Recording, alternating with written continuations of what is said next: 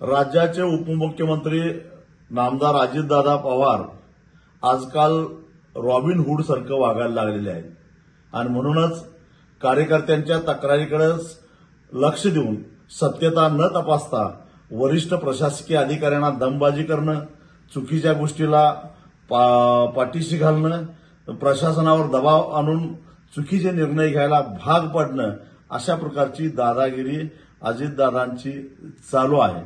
2014 ते 19 या काळामध्ये ज्या पद्धतीनं दादागिरी करून ते अडचणीत आले त्याच रस्त्यानं ते पुन्हा चाललेले आहेत। पण आता आम्ही गप्प बसणार नाही।